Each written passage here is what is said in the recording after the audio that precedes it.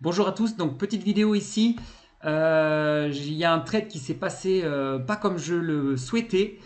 Vous voyez ici on est à l'ouverture du Dow Jones, donc on est le 5 août à 16h25 ici. Ça c'est un chart en une barre égale 1 heure. Et donc ici j'avais ma zone de vente. J'avais une zone de vente que j'avais tracée avec ma stratégie. Donc vous voyez, mon graphique il est très clair, hein. J'ai juste une zone et une deuxième zone ici. Des fois il n'y en a qu'une, des fois il y en a trois. Et j'attends. Cette zone, je l'ai tracée déjà il y a bien longtemps en arrière. J'ai juste attendu que les prix viennent vers moi. Et qu'est-ce qu'ils ont fait ces dernières heures?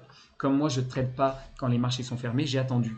J'ai attendu. Et là, à 14 heures, le marché américain était encore fermé, mais ils m'ont fait un signal. Donc, j'ai juste placé un ordre.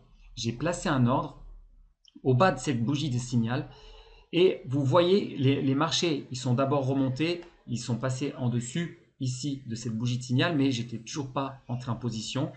15h30, les marchés ont ouvert. Ils ont fait un peu le yo-yo ici.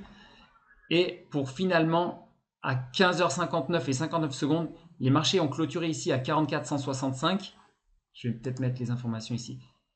Vous voyez, les marchés clôturent 44 164 et ils ont ouvert à 16h, donc la seconde d'après, ils ont ouvert à 44 085. Donc finalement, moi, mon trade, j'avais prévu une entrée à 44 140 pour un risk reward de 140 parce que cette bougie-là, il y avait 140 de risque. Vous voyez, high 44 280, low 44 140. Donc il y a 140 points d'écart.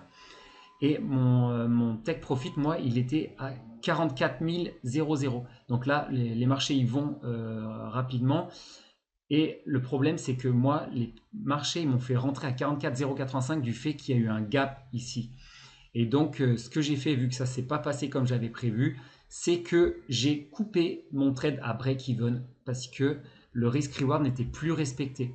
Du fait qu'ils m'ont mangé ici 65 points sur les 140 que je voulais prendre, c'est trop important. S'il y avait eu que 3 points, j'aurais laissé. Mais là, 65 points, vous voyez, les gaps parfois peuvent être vraiment importants.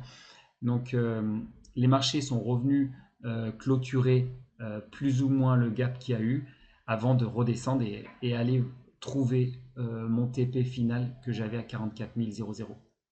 Voilà. Donc, si votre trade ne se passe pas comme vous avez prévu, toujours faire en sorte de couper le trade au plus tôt. C'est mieux de sortir d'un trade et de ne pas être dans un trade que d'être dans un trade perdant. Voilà, où vous êtes dans une mauvaise position. Voilà, attention toujours à votre risque management et je vous souhaite un bon trading et à bientôt.